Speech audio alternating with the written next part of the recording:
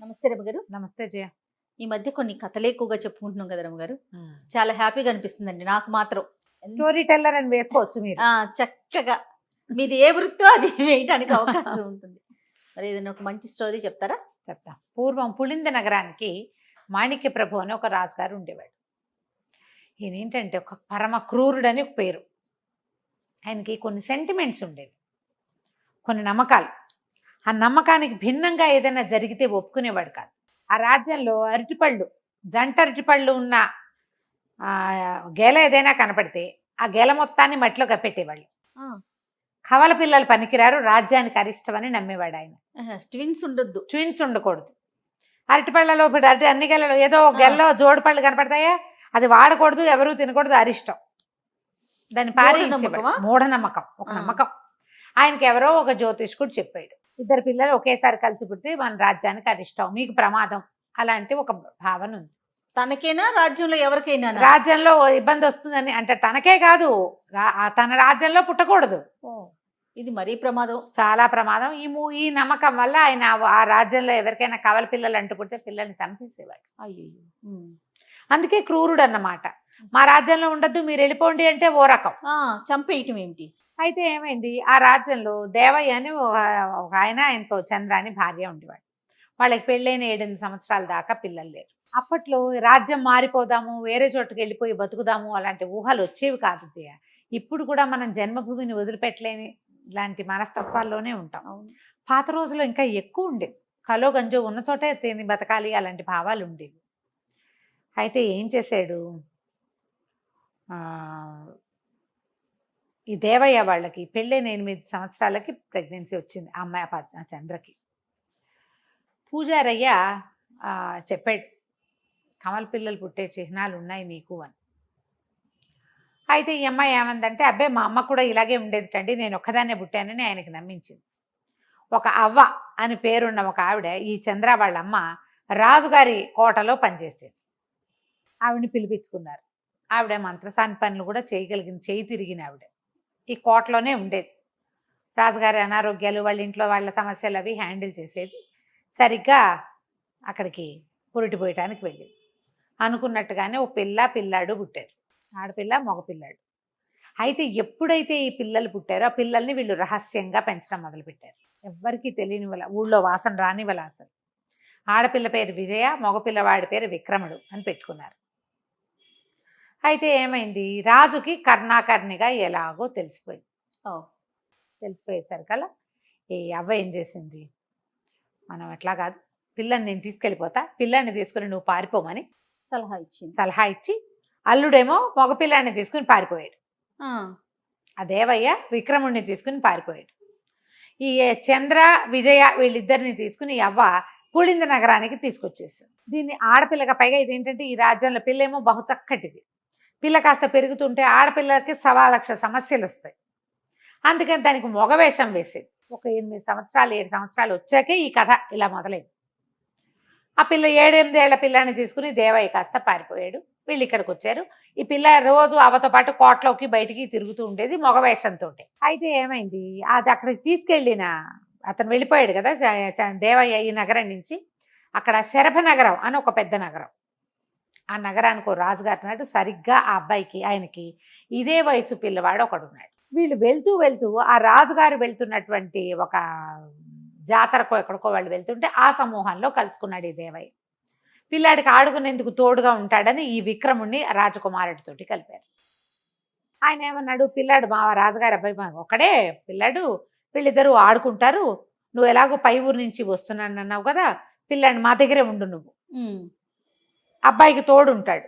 ఏముంది, రాజగారి నగర్లో ఉంటే అన్నీ నడిచిపోతాయి, భోజన భాజనాదులకి ఏమీ ఇబ్బంది ఉండదు. పిల్లాడిని ఇక్కడ పెంచుకోవడం మొదలుపెట్టారు. ఈ చంద్ర విజయ ఇద్దరు ఇక్కడ ఉండిపోయారు. అయితే ఏమైంది, ఈ రాజుగారి గౌరవార్థము ఈ మాణిక్య ప్రభు కోసం ఎవరో పెద్ద పెద్ద నిలువుటద్దాలు పంపించారు. పంపిస్తే ఈ మగవేషంలో తిరుగుతోంది కదా విజయ, అంతకుముందు గౌన్ వేసుకునేది, చొక్కాలాగు వేసుకుని తిరుగుతోంది మగపిల్లాడిలాగా, తలకి తలపాగా అవి పెట్టారు. అయితే ఇదేమైంది, ఈ నిలువుటద్దాలు పట్టుకుని లోపలికి ఆ భటులు తీసుకొస్తుంటే ఆ పిల్ల నుంచి నడిచొస్తూ అద్దంలో తన ప్రతిబింబం చూసి అన్నయ్య అనుకుంది. మగవేషంలో వాళ్ళ అన్నయ్య అటకే అన్నయ్య అన్నయ్య అన్నయ్య అని కేకేసింది. వెళ్ళిపోయాడు అని ఏడ్చింది. ఏడుస్తుంటేనే అవ్వ చూసి తీసుకొచ్చేసింది. కానీ ఈ పిల్ల అన్న అన్న అన్న అని అరవటం మొదలు పెట్టేసరికి ఆయనకి డౌట్ వచ్చింది. ఈ పిల్ల లాంటి వాడే ఎవడో ఉన్నాడు ఇంకొకడు, అందుకే పిలిచింది. అక్కడి నుంచి అవ్వ కూతురు వాళ్ళ గురించి జాడలు తీశారు. ఆ అమ్మాయికి 2 పిల్లలు పుట్టారని, భర్త కొడుకుని ఎత్తుకుపోయాడని అర్థమైంది. ఇక అవ్వని నానా హింస పెట్టారు. చంద్ర ఏం చేసింది, ఆ పిల్లనేమో వీళ్ళు బంధించేశారు. చంద్ర పారిపోయింది. పిల్లని వదిలిపెట్టి పారిపోయింది. ఇంకేం చేయలేక ఆ పిల్లని మాత్రం కోటలో ఉంచుకున్నారు. కోటలో ఉంచుకుని ఇక అడగటం మొదలు పెట్టారు. అడిగితే దానికేం తెలుసు, 7-8 ఏళ్ల పిల్లకి, పిల్ల పెరిగింది 8, 10, 12 వచ్చినా ఏమీ లేదు. ఆ పిల్ల అక్కడే ఉండిపోయింది. అవ్వని నానా రకాలుగాను అడిగేవారు. అవ్వని సమాధానం రాక పెద్దది కదా ప్రాణం వదిలేసింది. ఆ విజయ ఇక్కడే ఉండిపోయింది. ఉండిపోతే ఈ రాజుగారికి దగ్గరికి ఒక పురోహితుడు ఒక ఆయన ఏమన్నాడంటే, ఒకవేళ కవల పిల్లలే గనక అయ్యుంటే వీళ్ళు ముక్కు మొహాలు ఒకేలా ఉంటాం కాదు, వీళ్ళ చేతిరాత నోటి రుచి కూడా ఒకేలా ఉంటాయి, రుచులు అలాగే ఉంటాయి, సేమే ఉంటాయి అన్నాడు. ఉండవు, ఆ పాతకాలం కదా. ఈ అమ్మాయితోటి ఒక రాయించారు కొన్ని వాక్యాలు. అక్కడి నుంచి ఆ ఆకుని ఏ ఆకు మీద అయితే రాయించారో, ఇలాంటి చేతిరాత ఉన్నవాడు ఎక్కడున్నాడా అని దేశాలు చుట్టుపక్కల ఉన్న ఊళ్ళన్నీ వెతికించడం మొదలుపెట్టారు. ఇలాంటి రాత ఉన్న పిల్లాడు ఎవడైనా ఉన్నాడా కుర్రాడు. 16-18 సంవత్సరాలు వచ్చినాయి ఈ విజయ్కి. అయితే ఏమైంది, ఒకరోజు వీళ్ళకి ఓ ఉత్తరం వచ్చింది ఈ రాజుగారికి, మాణిక్ ప్రభుకి. ఇదేమిటి, ఎక్కడి నుంచి వచ్చింది, శరభనగరం నుంచి వచ్చింది. అయ్యా, మరి మీకు 80 బళ్ళ బంగారాన్ని సమర్పించుకుంటాం, మా రాజ్యాన్ని మీ రాజ్యంలో కలుపుకోండి. స్వతంత్ర రాజ్యంగా మేము గెలుపొందలేకపోతున్నాం, మీది పులింద నగరం చాలా గొప్ప రాజ్యం కాబట్టి మమ్మల్ని మీతో కలుపుకోండి అని ఒక చేతి రాతతో ఒక ఉత్తరం వచ్చింది. వచ్చేసరికల్లా ఆయన ఉత్తరం చూడగానే చటుకున్నది విజయ్ చేతి రాతగా గుర్తుపెట్టాడు. ఎన్నాళ్ళో చూశాడు కదా, ఎందుకంటే ఈ పిల్లలు పుట్టిన దగ్గర నుంచి ఆయనకి గుండెల్లో ఏదో బాధగా ఉంది, తనకేదో సమస్యలు వస్తున్నాయి, తనకి ఎప్పుడు ఏదో ఒక పొట్టలో ప్రాబ్లం. ఆయనకి 45-50 ఏళ్ళు వచ్చినాయి, రావు సమస్యలు. అది కవల పిల్లలు పుట్టడం వరకే వల్ల ఇవన్నీ వచ్చాయని నమ్మాడు ఆయన. ఆ పిల్లాడు ఎవడో వెతికి ఈ పిల్లలిద్దరిని చంపేస్తే తన ప్రాబ్లమ్స్ తీరిపోతాయి అనుకుంటాడు. ఈ మూఢనమ్మకాలున్న జనాలని ఎవరైనా ప్రోత్సహించే వాళ్ళు దొరికితే మరీ విడ్డూరం, అవును విపరీతంగా అవుతారు. అలా మూఢనమ్మకం అధికారుల్లో పెద్ద ఎత్తున ఉన్న వాళ్ళకు ఉందనుకో, మిగిలిన వాళ్ళు దాన్ని ఎవరు దాన్ని చెంగనాడరు, కాదనరు. కాదండి అది తప్పు అనరు. ఆయన ఉద్దేశాన్ని ప్రోత్సహిస్తారు. మీరేముంది, అధికారం మన చేతిలో ఉంది, ఆ పిల్లని చంపేస్తే సరే, వాడిని గుర్తుపట్టడానికి ఈ పిల్లని ఉంచుకున్నారు. ఇద్దరిని ఒకేసారి చంపేయాలి, అప్పుడు మన సమస్యలు తీరిపోతాయి. ఈ ఉత్తరం చూడగానే నేను నిర్ఘాంతపడితే వారు రాత. ఈ ఉత్తరం రాసి అక్కడి నుంచి ఒప్పుకున్నారు. అంతకుముందు శరభనగరానికి వీళ్ళకి పెద్ద సయోధ్యం లేదు. శరభనగరానికి ఉత్తరం రాశారు, తప్పకుండా బంగారంతో పాటు ఎవడైతే ఈ ఉత్తరం రాశాడో వాణ్ణి కూడా పంపండి, వాణ్ణి మాకు మా దగ్గర పంపించండి, తప్పకుండా మీ నగరాన్ని మా రాజ్యంలో కలుపుకుంటాం. పులింద రాజ్యంలో ఈ శరభనగరాన్ని కూడా కలిపేసుకుంటాము, మేము రెడీగా ఉన్నామంటే సరే. వచ్చినాయి బళ్ళు, 80 బళ్ళ నిండా బంగారం వస్తోంది అనుకున్నారు వీళ్ళు. ఆ 80 బళ్ళు ఊరు విడిసినాయి. రాజుగారు ఆ కుర్రాడు ఎవరో చూడడానికి ఈయన వెళ్ళేసరికల్లా ఆ బండిలో నుంచి దిగిన విక్రముడిని చూసేసరికి ఆయన తెల్లబోయాడు. విజయ్కి మొగవేషం వేస్తే ఇట్లాగే ఉంటుంది. ఆయనకి అర్థమైపోయింది, ఒరే ఆ విజయ్ని కూడా తీసుకురండి రా అన్నారు. అనేసరికి అని వీడి దగ్గరికి పిలిచాడు.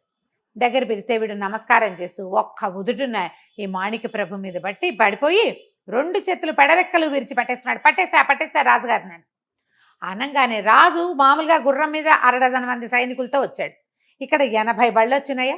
ఈ 80 బళ్ళల్లో నుంచి బంగారం కాదు, ఒక్కొక్క దాంట్లో 10 మంది చొప్పున సైనికులు దాక్కుని ఉన్నారు. 80 మంది బళ్ళలో నుంచి 10 మంది, మొత్తం 800 మంది సైనికులు ఒక్కసారి మీద పడి చుట్టుపక్కల ఉన్న వాళ్ళందరినీ, రాజు వెనకాల వచ్చిన అంగరక్షకుల్ని అందరినీ పట్టేశారు. రాజును పట్టేయటం ఏమిటి, ఇక పెద్దగా కేకలు పెడుతూ ఊళ్ళోకి ప్రవేశించేశారు. ఈ మాణిక ప్రభు క్రూరత్వానికి కనీసం 50 ఇళ్లకు ఓ ఇల్లైనా బలైంది ఆ ఊళ్ళో. కవల పిల్లలు పుడతారు కదా, 50 ఇళ్లకో 100 ఇళ్లకో పుడతారు కదా, అంతే కదా. మరి 2 చంటి పిల్లల్ని పోగొట్టుకున్న కుటుంబాల్లో ఎలా ఉంటుంది? ఒక ఆవిడికి 2 సార్లు కవల పిల్లలు పుట్టారు, 4 బిడ్డల్ని పోగొట్టుకుంది ఆ కుటుంబం. వాళ్ళకి ఎంత మంటగా ఉంటుంది. రాజును పట్టేసేసరికి చంపేయండి దుర్మార్గుండి అని కేకలు పెట్టారు. అందరూ శత్రువులే రాజుకి. అతని గట్టితనం వల్ల, క్రూరత్వం వల్ల భయపడాగారు గాని, ఎప్పుడైతే వాడు పట్టుబడి పులి బోన్లో పడంగానే అందరూ రాళ్ళు విసురుతారు దాని మీద. అంతకుముందు పులి అంటే భయంగా ఉంటుంది. ఇక అందరూ కేకలు పెట్టారు, చంపేయండి చంపేయండి అనేసరికల్లా పెడరెక్కలు విరుచుకు పట్టుకొని రాజ్యంలోకి తీసుకుపోయారు. రాజ్యాన్ని స్వాధీనపరిచేసుకున్నారు. నగరం వాళ్ళు పులింద రాజ్యాన్ని స్వాధీనం చేసుకున్నారు. ఈ విక్రముడితో పాటు రాజకుమారుడు కూడా వచ్చాడు. అక్కడి నుంచి అతను ఏం చేశాడంటే, ఈ రాజ్యాలను కలిపేసుకుందాం, మీ చెల్లెల్ని నేను పెళ్లి చేసుకుంటానని చెప్పి ఈ విజయ్ని శరభనగరపు రాజకుమారుడికి ఇచ్చి పెళ్లి చేశారు. విక్రముడు 2 దేశాలకి, ఆ పెద్ద రాజ్యానికి, చిన్న నగరానికి సైన్యాధిపతిగా ఉన్నాడు. వాళ్ళ అమ్మని నాన్నని తెచ్చుకున్నాడు. కవల పిల్లలకి ఇక ఏ భయము లేదని చెప్పారు. తర్వాత కాలంలో విజయ్కి కవల పిల్లలు పుట్టారు, విక్రముడికి కవల పిల్లలు పుట్టారు. పాతకాలపు మూఢనమ్మకాల కథలు ఇలాగే ఉంటాయి. మీరు ఇప్పటికీ కూడా ఇలాంటి పిచ్చి నమ్మకాలు ఉంటాయి చూడు. అవునవును. కవల పిల్లలు పుడితే అలా అయిపోతుంది, ఇది పుడితే అసలు సినిమాలు కూడా తీస్తున్నారు. ఆదరం గారు జంట అరటి పళ్ళు తినకూడదని కూడా చెప్పుకుంటున్నారు. తినకూడదంటారు. తినకూడదు, తింటే కవల పిల్లలు పుడతారు, అదేదో ప్రమాదం ఏం ఉండదు, అదేదో జెనెటిక్ లోపంతో వస్తాయి. అంతే, పళ్ళు సేమే ఉంటాయి, ఏం పెద్ద ప్రాబ్లం ఏమి ఉండదు. అవన్నీ భయాలు కదా. అంతే. కథ కంచికి మనం ఇంటికి. నమస్తే రమ్మగారు. నమస్తే జయ. రమ్మగారు, మనం అక్బర్ బీర్బల్ వీళ్ళ స్టోరీలు చెప్పుకొని చాలా రోజులు అవుతుందండి, ఏమైనా చెప్తారా? చెప్తాం. ఒకసారి అక్బరు ఆస్థానానికంటే ఇట్లా గుర్రాలు అమ్మేవాళ్ళు, గాడిదలు అమ్మేవాళ్ళు, కంచర్ గాడిదల్ని అలా తీసుకొచ్చేవాళ్ళు. గాడిదలు, కంచర్ గాడిదలు కావాలి గుర్రాలతో పాటుగా. గుర్రాలు ఏనుగులు ఉన్నట్టుగానే కంచర్ గాడిదలు బరువు మోయటానికి, మనుషులు మోయటానికి కూడా. గాడిదలేమో వీళ్ళు ఎక్కడికైనా ట్రిప్కి వెళ్తున్నారనుకో, గాడిదల మీద వస్తువులు మోయటానికి వేసేవాళ్ళు. అయితే ఒక మంచి బలంగా పుష్టిగా ఉన్న ఒక గాడిదని చూశారు. చూస్తే అది మనుషులు ఎటైనా వెళ్తే అటు ఇటు తెలివిగా చూస్తుంది అనమాట, కొంచెం యాక్టివ్గా ఉండేసరికల్లా బాగుందా, ఇదెంతో బాగుంది, ఇదెంతో బాగుంది, చక్కగా ఉందని రాజుగారు అన్నాడు. అక్బర్ అనేసరికల్లా బీర్బల్ అన్నాడు, అవును ప్రభు, దీన్ని కనుక చక్కగా చదవను రాయను నేర్పిస్తే ఇంకా బాగుంటుంది అన్నాడు. అక్బర్కి అర్థం కాలేదు, ఏమిటి చదవను రాయను నేర్పిస్తాడా దీనికి అనేసి, సరే ఏమిటి వస్తుందంటావా అన్నాడు. ఎందుకు రాదండి, శ్రద్ధగా నేర్పిస్తే దీనికి చదవటం వస్తుంది, రాయటం వస్తుంది, అన్నీ వస్తాయి. అసలు సంగతి ఏంటంటే, ఆ గాడిదల వ్యాపారి బీర్బల్ తోటి ఇంకో 10 రూపాయలు ఎక్కువ ఇప్పచ్చండి బాబు, 10 పిల్లలు గలవాడిని అని అడిగాడు. వాడికో 10 రూపాయలు ఎక్కువ ఇప్పించడానికి ఈయన కొంచెం ఓవర్ యాక్షన్ చేశాడనమాట. ఓహో, చదవటం వస్తుంది, రాయటం వస్తుంది.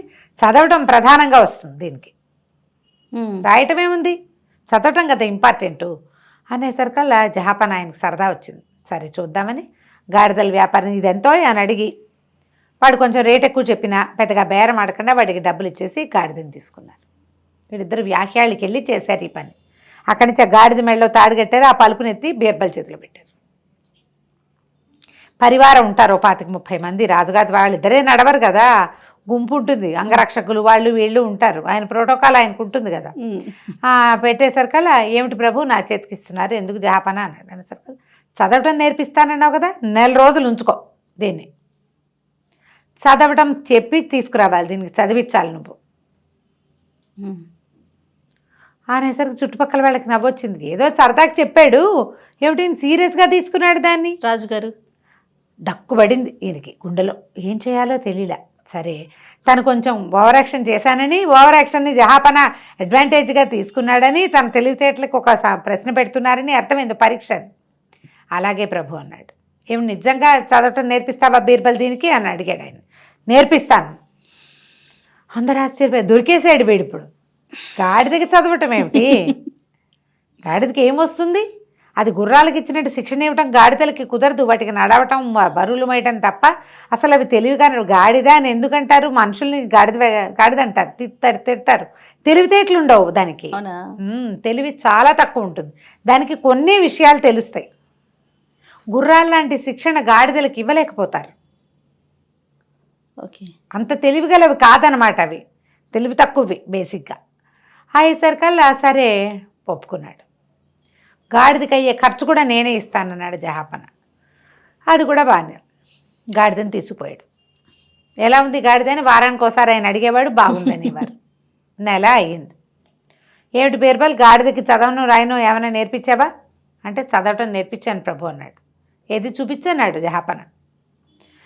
సభికులంతా ఆశ్చర్యపోతున్నారు, దొరికాడు, గాడిదకి చదవటం ఏమిటి అనేసరికల్లా ఆ గాడిదని తీసుకొచ్చి సభలోకి తీసుకొచ్చాడు. ఏం చదువుతోంది మీ గాడిద అన్నాడు. దానికి రోజువారీ ఓ పుస్తకం చదవటం నేర్పించాను జహాపన, పుస్తకం చదువుతుంది అనేసరికల్లా సభికులంతా ఆశ్చర్యపోతారు. ఊరి బీర్బల్ వీడు చాలా తెలియగలవాడని మనకు తెలుసు, ఇంత కాలాంతకుడు అని తెలియదు మనకి. సరే చూస్తున్నారు. బీర్బల్ ఒక పెద్ద పుస్తకం పుచ్చుకొచ్చాడు. పుస్తకాన్ని గాడిద ముందు పెట్టారు. గాడిద ఒకసారి బీర్బల్ కేసు చూసి తలకాయ దించి 4తోటి పేజీ తిప్పింది. 2వ పేజీ తిప్పింది, 3వ పేజీ తిప్పింది, 4వ పేజీ తిప్పింది. తలకాయ ఎత్తి మాట్లాడడం మొదలుపెట్టింది, అంటే అరవడం మొదలుపెట్టింది. పేజీలు తిప్పి అరుస్తోంది, చదువుతోంది అది. అని ప్రజలంతా ఆశ్చర్యపోయారు. రాజుగారు ఆశ్చర్యపోయారు. చదివేస్తున్నట్టే కదా, పేజీ తిప్పి బయటికి చెప్తోంది, అందులో ఏముందో చెప్పమన్నాడు, చెప్తోంది అది గాడిద భాషలో చెప్తోందా? మరి అంతే. ఏం సరికలా రాజుగారు అడిగాడు, అక్బర్ అడిగాడు, బాగుంది, ఎంత బాగా నేర్పించావు బీర్బల్, చదువుతోంది ఇది, ఇందుకు ఏమంటోంది గాడిద అన్నాడు. దానికి మనం గాడిద భాష నేర్చుకోవాలి ప్రభు, అది మనకి ఇంకా రాదన్నాడు. పోటీలే అనేసరికి రాజు అన్నాడు, బాగానే ఉంది, గాడిద భాష ఎవరికైనా వచ్చేమో కనుక్కుందాం, అది వేరే కదా, అసలు దీనికి ఇది ఎలా వచ్చింది, నిజం చెప్పు బీర్బల్ అన్నాడు. ప్రభు ఏకాంతంలో చెప్తానన్నాడు. పోనీలే. ఏకాంతంగా వెళ్ళారు, గాడిదని తోలుకుపోయారు. రాజుగారు ఆశ్చర్యంతోటి ఎలా చేశామంటే, ఏముంది ప్రభు, నేను ఏదో మాట వరుసకు అన్నాను, ఆ గాడిదల వాడికి ఇంకో 10 రూపాయలు ఎక్కువ ఇప్పిద్దామని మీరు దాన్ని నిజంగా తీసుకున్నారు, మరి అప్పుడు నేను కాదంటే మాట తిరిగిపోయినట్టు అవుతుంది. మీరు నలుగురిలో ఉన్నప్పుడు రాజుగారికి ఒక విచిత్రమైన ధోరణి ఉంటుంది, తన మాట కాదంటే ఆయన నచ్చదు. మరి ఇందాక అలా ఎందుకన్నావు, పోట్లాడతాడు, అందుకని నేను తగ్గిపోయాను. సరే గాడిదని మరి మీరు నేర్పించమన్నారు, ఏదో ఒకటి చెయ్యాలి, అందుకని దానికి ఒక ఉపాయం ప్రకారం నేర్పించాను ప్రభు అన్నాడు. ఏమిటి బీర్బల్ ఉపాయం, ఏం చేసావంటే, 2 రోజులు దానికి ఏం పెట్టలేదండి, పెట్టలేదు, మరి 3వ రోజున దాన్ని నకనకలాడిపోతుంది, కట్టేసింది, దాని దారిని అది గడ్డి వేసేందుకు అవకాశం లేదు. ఈ పెద్ద పుస్తకాన్ని దాని ముందు పెట్టి మొదటి పేజీలో గడ్డి పెట్టా, పుస్తకాన్ని కదిపింది, దానికి లోపల గడ్డి ఉందని తెలిసింది, పేజీ తీయటం తెలుసుకుంది, అది మూత పెట్టి తోసింది, గడ్డి తినేసింది. 2వ రోజు 2వ పేజీలో పెట్టా, 3వ రోజు 3వ పేజీలో పెట్టా, పేజీలు తిప్పి గడ్డి తింటం తెలుసుకుంది అది. అలా ప్రాక్టీస్ చేయించాడు ఈయన. అలా ప్రాక్టీస్ చేయించాము. ఇప్పుడు ఇవాళ 3 పేజీలు తిప్పాక దానికి అర్థమైంది అందులో గడ్డి లేదని, అందుకని అరిచింది అది. 3 పేజీల్లో ఏముందో అది చదవలేదు, అది ఇంకా పెట్టలేదు ఏమిటి అని ప్రశ్నించింది దాని భాషలో. అంతే చేశానండి అన్నాడు. రాజుగారు ఆశ్చర్య, పర్వాలేదు, ఇది కూడా తెలివే, బీర్బల్ నీకు కత్తికి 2 వైపులా పదనేనయ్యా అన్నాడు. బాగుంది. తెలివి గల కథలు కదా, నిజానికి అక్బర్ బీర్బల్ కథలు పెద్ద పెద్ద ఉండవు, కొంచెం చిన్న చిన్న కథలు ఉంటాయి. నసిరుద్దీన్, ముల్లా నసిరుద్దీన్ కథలు, ఈ అక్బర్ బీర్బల్ కథలు ఇవన్నీ చిన్నవిగానే ఉంటాయి. ఇంత చిన్న కథ కదా, ఇంకో కథ చెప్తాం. ఓసారి ఆస్థానంలో ఏదో ఇట్లా మాట్లాడుకుంటే బీర్బల్ వేసిన జోక్కి అక్బర్కి చాలా నవ్వొచ్చింది. అన్నాడు, నీ కడుపు నిండా పెట్టాలన్నదోయ్ నాకు అన్నాడు. పెట్టండి ప్రభు, మీరేం పెట్టినా తింటాను అన్నాడు. అనేసరికల్లా ఈయనకి చక్మని ఒక ఐడియా వచ్చింది. బీర్బల్ శాకాహారి, అతను వెజిటేరియన్. అయితే ఈయన ఏమన్నాడు, ఏం పెట్టినా తింటావా అని అడిగాడు అక్బర్. తింటానండి అన్నాడు. నువ్వు ఆలోచించుకుని చెప్పాలి, నేను పెట్టింది తినకపోతే కుదరదు అన్నాడు. మీరు పెట్టింది ఎలాగైనా తింటాను. ఆయన స్ట్రైక్ అయింది, రాజుగారు ఏదో పెడుతున్నాడు పెట్టకని నాకని. మీరు పెట్టింది ఎలాగైనా తింటాను ప్రభు అన్నాడు. నీకు నచ్చినా నచ్చకపోయినా, నువ్వు తినేదైనా కాకపోయినా, ఏదైనా సరే మీరు పెట్టింది ఎలాగైనా తింటాను ప్రభు అన్నాడు. అనగానే ఒరే పట్టుకురండి రా అన్నారు. అని ఒక కోడిని తెప్పించాడు. ఆ కోడిని చేతిలో పెట్టారు. దీన్ని తింటావా అని అడిగాడు. తింటాను ప్రభు అన్నాడు. అదేంటి బీర్బల్, నువ్వు శాకాహారివి కదా అన్నాడు అక్బర్. దాందేముంది ప్రభు, కోడిని కోసుకుని తినక్కర్లేదుగా, అమ్ముకుని కూడా తినచ్చు, ఎలాగైనా తింటానని చెప్పా కదా, కోడిని అమ్మేస్తాను, వచ్చిన డబ్బులతో పాయసం చేసుకుని తింటాను. తెలివి, బ్రెయిన్ వాడడం. ఇప్పుడు షార్ప్ డైలాగులు కొట్టే వాళ్ళు చాలా మంది ఉన్నారు కదా మనకి, వాళ్ళందరికీ ఆర్జుడు బీర్బలే. అంతే, మాట ఏదైనా సరే, నువ్వు ఎలాగైనా తినమన్నావు, కోసుకుని తినాలని, కోసుకుని వండుకుని తింటాం ఎందుకు, అమ్ముకుని తినచ్చు కదా, అమ్ముకునైనా తినేసేయచ్చు కదా. అక్బర్ మొత్తం ఆస్థానంలో ఉన్న వాళ్ళంతా, వీడు ఇలాగే రాజుగారి మనసు జయించేస్తాడు, ఇలాగే కదా, చూడు ఎంత బాగుందో, సింపుల్గా కదా. పిల్లలకి ఇలాంటి కథలు చెప్పండి. అది అక్బరా బీర్బలా వాళ్ళు ఎవరిదోనా అలాంటివి ఆలోచించకండి. బ్రెయిన్ షార్ప్ చేసేవి, బుర్ర వాడేవి. ఎలా తింటాడు శాకాహారి కోడిని అని అడగాలి పిల్లల్ని, వాళ్ళతో చెప్పించాలి. ఏం చెప్పుంటాడు బీర్బల్. అలా ఆలోచింపచేసే కథల్ని కొన్నిటిని ఇలాంటివి వింటూ ఉండండి, చక్కగా పిల్లలకి చెప్పండి. తప్పకుండా రమ్మగారు. కథ కంచికి మనం ఇంటికి. ఏదైనా మంచి కథ చెప్పండి రమ్మగారు. జ్ఞానబోధ కథ చెప్తాం. ఎవరు ఎవరికి చేశారు జ్ఞానబోధ? కథ విన్నాక అర్థమవుతుందా? తెలుస్తుంది.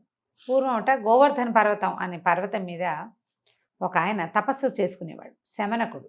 ఆయనకి ఏంటంటే జ్ఞానం కావాలి, ప్రపంచంలో తెలుసుకోవాలి, ఆత్మజ్ఞానం కోసం చాలా తపస్సు చేసేవాడు. ఎంత హింస పెట్టాడో శరీరాన్ని, ఎంతకాలమో సంసారం, ఇల్లు, బాకిలు అన్నీ వదిలిపెట్టేశాడు.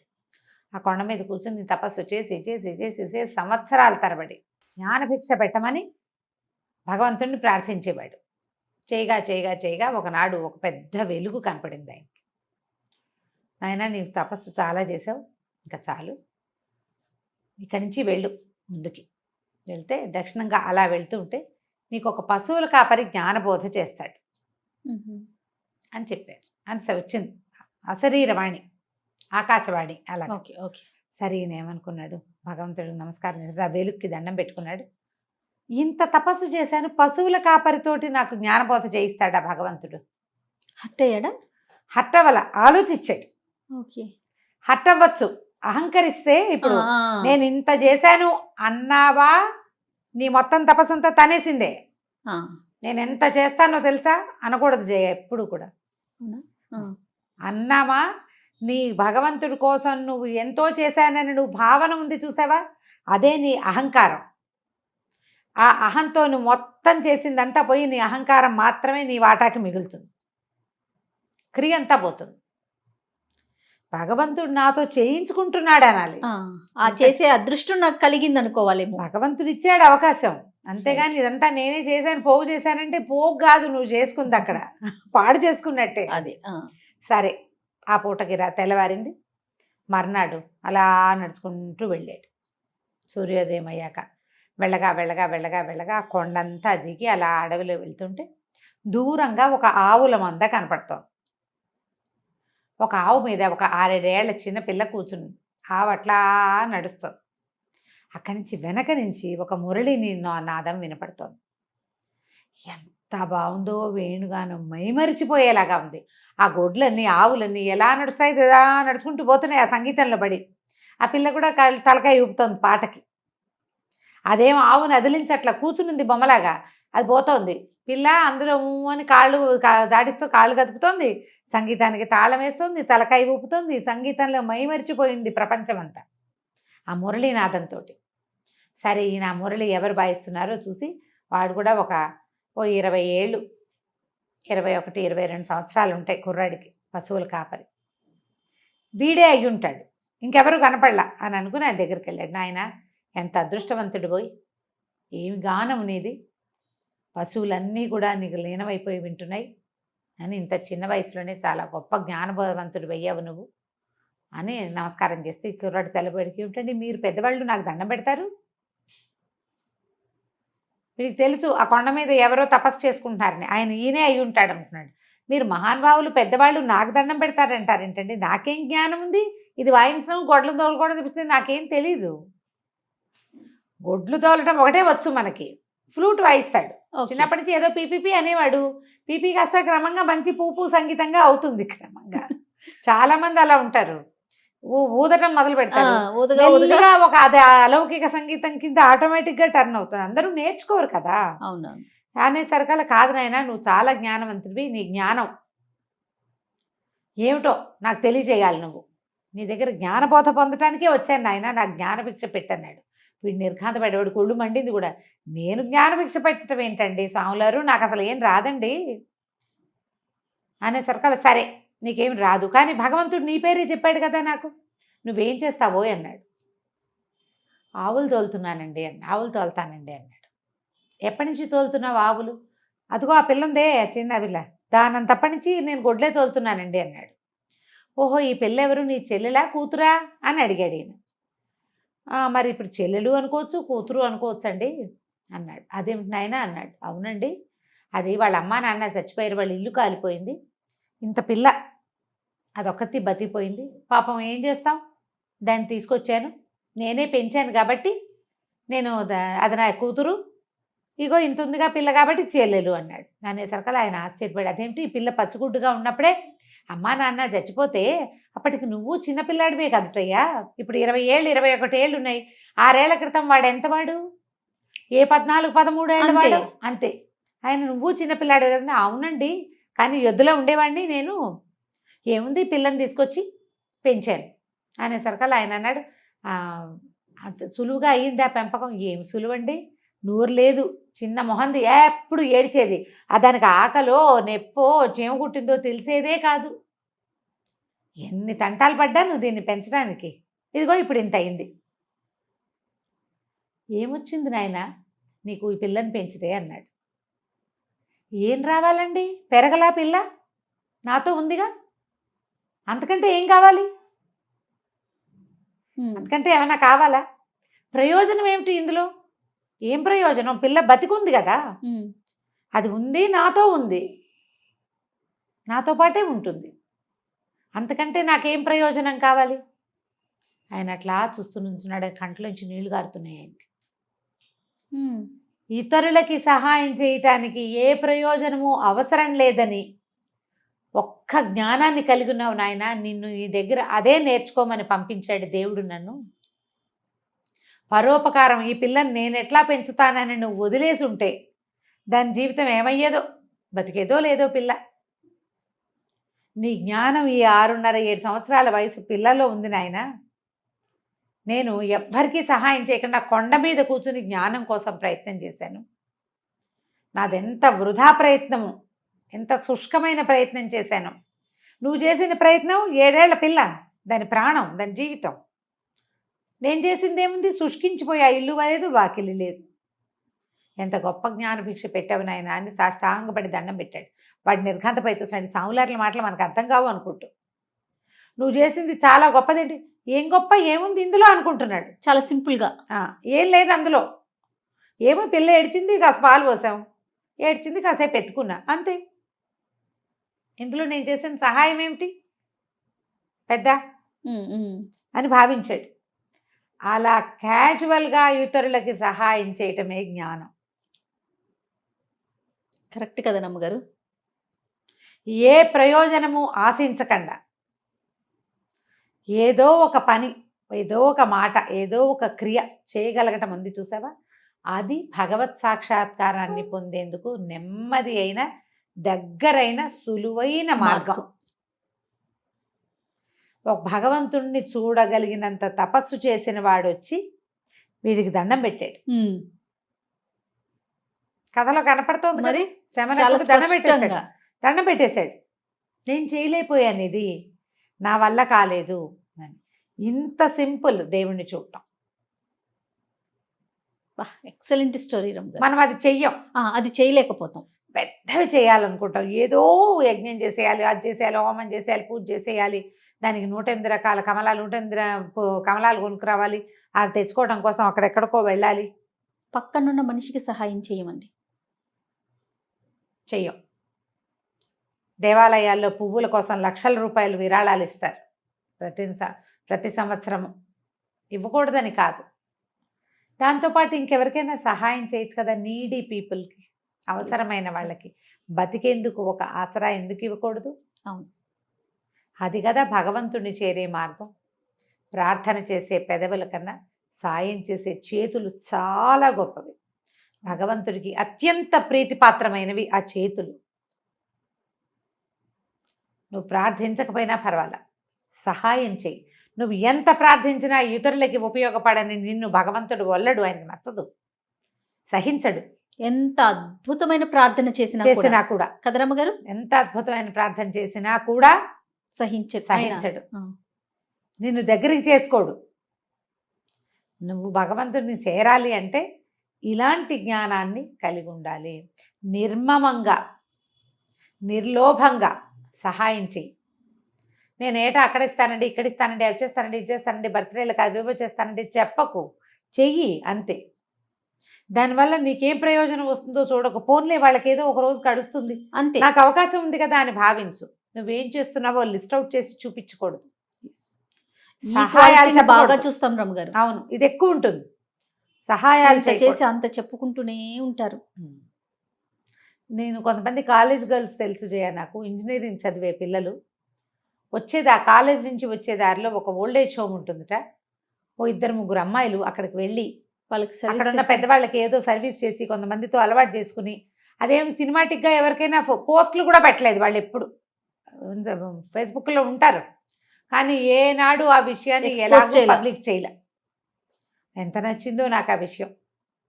సింపుల్గా సామాన్యంగా ఉండే ఆ పిల్లలు చాలా బుద్ధిమంతులుగా తోచారు నాకు. ఇది కదా భగవంతుని చేరే మార్గం, ఉత్తమ మానవ లక్షణాలు అవి కదా మనం నేర్చుకోవాలి. ఖచ్చితంగా అండి. ఈ కథని జ్ఞాపకం పెట్టుకోండి, తప్పకుండా ఇతరులకి తెలియచేయండి, పిల్లలకి చెప్పండి. మంచి కథ, ఇందులో లోపలి విషయాన్ని గ్రహించండి. రమగారు, అప్పు ఇచ్చేటప్పుడు లేదా పుచ్చుకునేటప్పుడు సంతకాలని, సాక్ష్యాలని రకరకాల హడావుడి చేస్తూ ఉంటాం. అలా చేసినా కూడా మోసం చేస్తారు, మోసపోతూ ఉంటాం కదా. ఇప్పుడైతే ఇంకా లేటెస్ట్ టెక్నాలజీ, స్టాంప్ పేపర్లని, రిజిస్ట్రేషన్ అని, ఇంకొక సాక్షి అనేసి. ఇదివరకు రోజుల్లో ఎలా ఉండేదండి? ఇలాంటి మోసాలు జరుగుతూ ఉండేవా? ఇలా సాక్ష్యాలు కూడా ఉండేవా రమ్మగారు? సాక్ష్యం ఉండాలి కదా, ఎవరో ఒకళ్ళు మధ్యవర్తులు మధ్యలో ఒకళ్ళు ఉండి ఒకళ్ళు అప్పిచ్చేవాడు, ఒకళ్ళు తీసుకునేవాడు.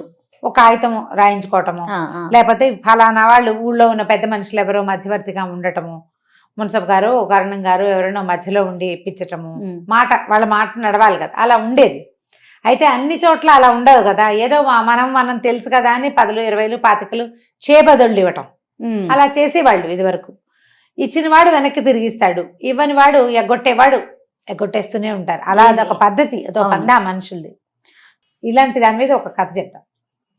పూర్వం ఒక పల్లెటూళ్ళలో నారాయణ శెట్టి గారని ఒక వ్యాపారస్తుడు ఉండేవాడు.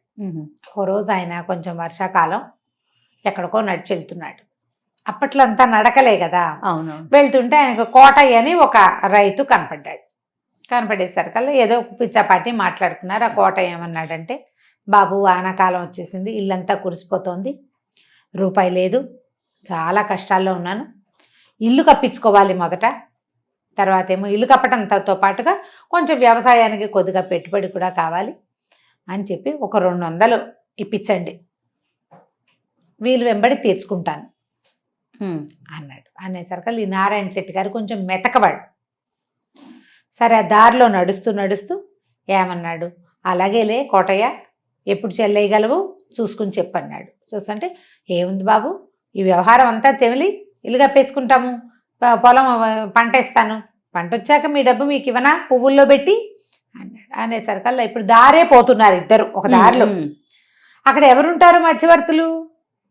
కాగితాలు రాసుకోవడానికి నువ్వు వాళ్ళ ఇంటికో వాళ్ళు మీ ఇంటికో వస్తే ఏదో కాగితము ఒక వ్యవహారము.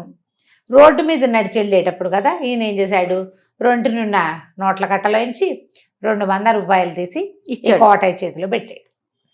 నోట్లు వచ్చినాయి ఈ కథ నాటికి.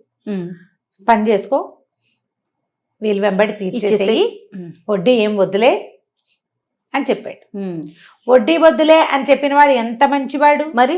సరే, పని అయిపోయింది, వర్షాకాలం పోయింది, తర్వాత కోటయ్య పనులు అయిపోయినాయి. 2 సంవత్సరాలు గడిచినాయి.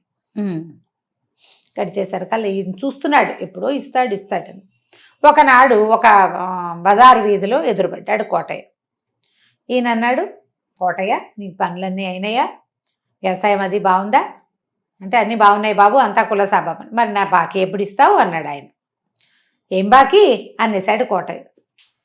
అదేమిటి, నేను నీకు 200 ఇస్తుంది కదా నీ ఇల్లు అవి కప్పించుకోవడానికంటే, మీరు ఇల్లు నా ఇల్లు కప్పించుకోవడానికి మీరు ఇవ్వటం ఏమిటండి, మీరైతే నాకేమి ఇవ్వలా, ఒకవేళ కాగితం ఏదైనా రాసుంటే పంపించండి చెల్లుబాటు చేస్తా అనేసరికి ఆయన శెట్టి గారు ఉన్నాడు, అబ్బాయి మన ఇద్దరం కాగితం ఎక్కడ రాసుకున్నాము, ఆ వాళ్ళు ఎక్కడికో వెళ్తూ కదా మనం మాట్లాడుకున్నాం, నువ్వు అడిగితే నేను జేబులోంచి తీసిస్తాను కాదు నీకు అన్నాడు. అనేసరికి ఏమంటే కాగితాలు లేకుండా ఈ రోజులో ఎవరైనా ఇస్తారండి, మీరు నోటి మాటగా ఇచ్చానని చెప్తున్నారా, పైగా మీరు వ్యాపారస్తులు, అంత తెలివి తక్కువగా మీరు నాకు ఇచ్చానని చెప్పడం ఏంటండి, అసలు నేను మీ దగ్గర రూపాయి తీసుకోలేదు, మీరు ఇవ్వాల్సిన అవసరం ఏముంది అన్నాడు. అది పైగా ఇద్దరు ఆయన నిదానంగా మాట్లాడుతున్నాడు, వీడు ఇవ్వదలుచుకోలేదుగా, అది ఆటన గట్టిగా అదురుగా మాట్లాడేశాడు. చుట్టుపక్కల జనం చేరేసరికల్లా కోటయ్య ఇంకా ఆదరగండంగా గట్టిగా అతను కూడా, ఈయన ఇచ్చేట నాకు దారేపోతూ ఎవడైనా డబ్బిస్తాడా ఈ కలికాలంలో, కాగితం లేకుండా ఇస్తాడా శెట్టి ఇలా అంటున్నాడు, 200 ఊరికే వచ్చినయ్యా, అది 5 అని అరిచి కేకలు పెట్టాడు. నారాయణ శెట్టి గారు చాలా మృదు స్వభావి, మంచివాడు. కొంతమందికి తెలుసు, అందరికీ తెలిసినా కూడా ఈ కాగితం పత్రం లేకుండా శెట్టి ఎందుకు ఇస్తాడు డబ్బు? కొద్దిమంది అతని పక్షం, కొంతమంది ఈయన పక్షం అయ్యారు. అయితే ఈ జనాల్లో ఎవరో ఒకళ్ళిద్దరు ఏమన్నారంటే, శెట్టి గారు ఎందుకంటే వచ్చే బాధన, మున్సబ్ గారి దగ్గర తీసుకెళ్దాం తగాదాని, ఆయన చూస్తాడు కదా. సరే, అక్కడి నుంచి ఏమైంది, మున్సబ్ గారికి కోటయ్య తెలుసు, నారాయణ శెట్టి గారు తెలుసు. సరే, రేపొద్దున మున్సబ్ గారికి చెప్దామనుకుని ఆ గొడవలో నుంచి ఆయన లేచి వెళ్ళిపోయాడు. ఇంటికి వెళ్ళి అన్నం తిని పడుకున్నాడు. మర్నాడు పోయి మున్సబ్ గారింటికి వెళ్ళి చెప్పాడు, మేము ఎక్కడికో వెళ్తుండగా ఇట్లా కనపడ్డాడు, ఈ విషయం చెప్పాడు, ఇల్లు కురుస్తోంది, తాటాకు కొట్టించుకుని సిద్ధంగా ఉంది, కానీ నాకు డబ్బులు లేవు, ఇట్లా ఇట్లా ఉందన్నాడు, నేను డబ్బు ఇచ్చాను, వీలు వెంబడి తీరుస్తానన్నాడు అని వివరం చెప్పాడు. చెప్పేసరికల్లా ఆయన ఏం చేశాడు, ఈయన పెద్ద మనిషి కదా, కోటయ్య కబురు చేశాడు కానీ కోటయ్య ధైర్యం ఏంటి, కాగితం లేదు, సాక్ష్యం లేదు. లేకపోయేసరికల్లా సరే, ఇద్దరు తమ వాదనలు ప్రతివాదనలు, మున్సబ్ గారు కూర్చున్న చిన్న సభ, ఒక 6-7 పెద్దవాళ్ళు, ఊరు జనం కొంతమంది, అతని వెనకాల వచ్చేవాళ్ళు, అతని చుట్టాలు, ఈయన వెనకాల వచ్చి ఈయన దగ్గర పని వాళ్ళు చుట్టాలు చేరారు. గుంపంతా రచ్చబండ దగ్గర చేరుతారు చూడు పల్లెటూళ్ళు, అంతే. సరే, మున్సబ్ గారు అన్నాడు, కాదండి, మరి మీరు డబ్బిచ్చేటప్పుడు సాక్ష్యం లేదు కదా, అక్కడ ఎవరు లేరు, ఇంకేముంది, మీరు ఎక్కడ ఉంటున్నారంటే, చెట్లు ఉన్నాయండి, దారిలో నడుస్తున్నాం, మర్రి చెట్లు అవి ఉన్నాయి, అయితే సరే మర్రి చెట్టుని సాక్ష్యాన్ని పిలుద్దాం అనేసరికి అందరూ నవ్వారు సభలో వాళ్ళు. మర్రి చెట్టు సాక్ష్యం అంటే ఎందుకు ఉండదు, చెట్టుకు ప్రాణం లేదా అంటే ఉంది, చెట్టుకు ప్రాణం ఉంది కాబట్టి అది పెరుగుతుంది, ప్రాణం లేని చెట్టు ఏమవుతుంది, చచ్చిపోతుంది. ప్రాణం ఉన్న చెట్టు పెరుగుతుంది, శాఖలుగా అటు ఇటుగా వెళ్తుంది, ఆకుపచ్చగా చిగురేస్తుంది, గాలికి రెమ్మాడిస్తుంది. ప్రాణం లేనిది ఏమి ఆడించదు, కదలదు కదా, దొంగలా ఉంటుంది. కాబట్టి చెట్టుకు ప్రాణం ఉంది, చెట్టు కూడా సాక్ష్యం చెప్తుంది అని చెప్పి, శెట్టి గారు మీరు పని చేయండి, మీరు ఏ చెట్టు దగ్గర డబ్బు ఇచ్చారని మీరు అనుకుంటున్నారో ఆ చెట్టు దగ్గరికి వెళ్ళి రేపు సభలో సాక్ష్యం చెప్పడానికి రమ్మని చెప్పిరండి అంటే, సరేనండి అని నారాయణ శెట్టి గారు నడుచుకుంటూ పోయేసరికల్లా ఎప్పటికీ రాల. ఈ మున్సబ్ గారు అన్నాడు, ఏమిటి శెట్టి గారు ఇంకా రాలేదు, ఇంతసేపు అయింది అనగానే ఈ కోటయ్య అన్నాడు, ఎక్కడండి, ఆ పొలం గట్టు చెరువు గట్టు అంతా నడిచెళ్ళద్దా, చెరువు గట్టు అంతా నడవాలి, అసలే వర్షాకాలం బురదగా ఉంది, ఈ బురదలో ఆయన నడవాలి, ఆ ముందుకెళ్ళాలి, తోపులోకి వెళ్ళాలి, తోపులో తాడి చెట్ల మధ్యలో ఉన్న మర్రి చెట్లని, అసలు మర్రి చెట్టు ఏదో ఆయన గుర్తుపట్టాలి, ఓ సమయం పట్టదు మరి అన్నాడు. అనగానే మున్సబ్ గారు లేచి చేతిగారతో పెడేయాలమని ఒకటి కొట్టాడు కోటయ్య. దొంగ వెధవా, ఆయన నీకు ఎక్కడ డబ్బు ఇచ్చాడో నీకు తెలుసు, అసలు మర్రి చెట్టు ఏదో తెలుసు, నువ్వు డబ్బు తీసుకుని మోసం చేస్తున్నావు, ఇలా చేస్తున్నావు. జనం అందరికీ అర్థమైపోయింది ఏం జరిగింది. 2 దెబ్బలు కొట్టేశాడు ఆయన. పెద్ద మనిషి, నీ అవసరానికి నోటి మాటకి డబ్బిస్తే నిన్న ఆయన్ని రోడ్డు మీద అల్లరి చేసి ఇవాళ తీర్పు కూడా తీసుకొచ్చావు నువ్వు. చెప్పేసిందిగా మర్రి చెట్టు సాక్ష్యం, అంతే. ఆయన తిరిగి వచ్చేసరికల్లా కోటయ్య చెవులు 2 పుచ్చుకుని గొంతు కూర్చుని ఉన్నాడు రోడ్డు దీని మీద రచ్చబండ దగ్గర. తప్పు చేసిన వాళ్ళకి వేసేసి 200కి ఈ 2 సంవత్సరాలకి వడ్డీ కట్టించి ఇచ్చారు. అతను ఆయన ఏమన్నాడు మొదటగా, శెట్టి గారు వడ్డీ వద్దన్నాడు, ఇప్పుడు వడ్డీతో సహా కట్టించారు. పరువు పోయింది. ఊళ్ళో కోటయ్య అడిగితే ఇవ్వద్దు అన్న కాగితం రాయించి వాళ్ళ గోడ కట్టించేశారు. కోటయ్యకి అప్పు ఇవ్వకూడదు. కథ కంచికి మనం భలే ఉండి రమ్మగారి స్టోరీస్ మాత్రం. నమస్తే అండి. నమస్తే జయ.